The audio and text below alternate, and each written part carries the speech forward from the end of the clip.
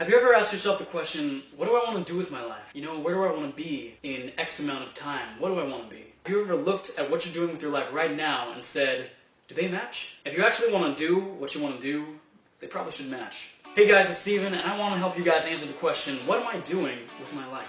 If you knew a kid that was like, I want to be a doctor, but he dropped out of school at 16 and he joined a drug cartel, do you think he would be on track to being a doctor? I mean, I don't know, maybe with his drug cartel experience he could go into pharmaceuticals, I mean, who knows? Your example might not be that obvious, but consider that if all you do is play video games all day, the only career that really sets you up for is esports, and that's only if you go pro. Or possibly YouTube if you decide to start a gaming channel. If where you are and where you want to be aren't consistent, make them consistent. If you want to be a musician, start doing music stuff now. If you want to be an entrepreneur, start entrepreneuring now. If you want to be an alcoholic, start drinking now. I hear alcoholism isn't actually that great of a career, so, you know.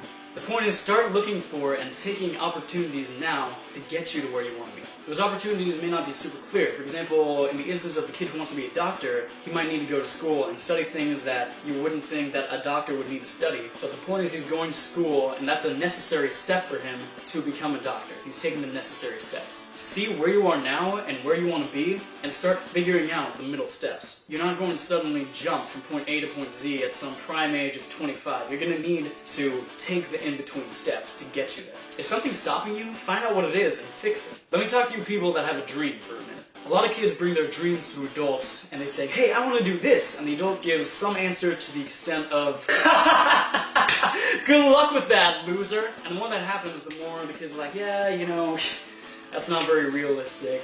That's kind of silly of me to want to do that. Spiff that. You can do anything you want, no matter what it is, if A, you want it bad enough, and B, you're willing to work for it. I don't know if you guys have seen the video or heard the guy talk about the story, but there's this one guy who asked this other guy how to be successful. He wanted to be successful. And ultimately, the guy led him out to the beach, and they waded deep in the water, and when they were up to about here, the guy shoved. Alright guys, don't be misled by the title of this video, alright? It really is for all ages, so if you're 80, if you're 2, alright, just stick around, you might get something out of it, who knows? Alright, hey guys, my name's Steven. I'm going to tell you guys what I wish I knew in high school.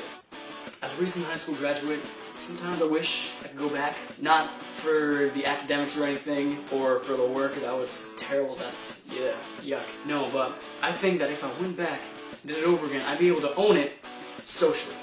That's what I'm talking about. Owning high school. Socially. Being out, I've had such a different mentality than I had in high school. I realized the difference. Let me tell you something. High school is a facade. Alright, facade. According to dictionary.com, the definition of facade is a superficial appearance or illusion of something. It's an illusion, high school. Your actual high school isn't an illusion.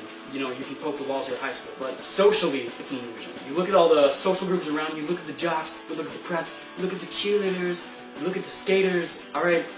None of that stuff is real. That categorization, none of it's real. In high school, people are so worried about everything they do. You're like, every little thing I do matters so much. And really, like, it doesn't really matter as much as you think. Because sometimes you're in the mentality you don't even realize it. You're like, if I make a social mistake, it's over.